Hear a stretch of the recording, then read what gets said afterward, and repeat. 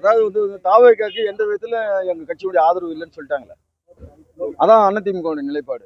அதிமுகவுடைய நிலைப்பாடு என்பது மாண்புமிகு கழக பொதுச் செயலாளருடைய நிலைப்பாடு. அந்த நிலைப்பாட்டை கழகத்தினுடைய துணை பொதுச் செயலாளர் அவர்கள் உங்களை பத்திரிகையாளர்லாம் கூப்பிட்டு தெளிவா சொல்லிட்டு போயிட்டாரு. அதுக்கப்புறமும் நீங்க நீங்க என்ன எதிர்பார்க்குறீங்களா இதுல? சட்டமன்ற உறுப்பினர் தாவேக்காக மாறிடுவாங்க அப்படின்றதுக்காக அப்படியா? ஏன் தாவேக்கால இருக்கிற சட்டமன்ற உறுப்பினர்லாம் அதிமுக வர மாட்டாங்களா? எல்லாம் அவங்க என்ன புடம் போட்ட தங்கமா எல்லாரும்? தங்கமா? அவங்களாம் எத்தனை மாசம் முன்னாடி கட்சியில சேர்ந்தவங்க? இந்த கேள்வியை அங்க கேட்க மாட்டேன்றீங்க, என்கிட்ட கேக்குறீங்க.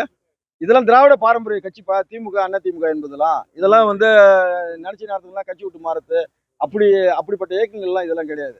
இது சும்மா நேத்து பெஞ்ச மழையில முளைச்ச காளான் கட்சி அது. நீ இப்ப தாவேக்கால ஜெயிச்சிருக்காங்க இல்லையா, ஒரே ஒரு 20 எம்எல்ஏ பேரை சொல்லு, அவங்களுடைய பின் தொடர்ச்சி சொல்லு, நான் அரசியல் விட்டே போயிடுறேன்.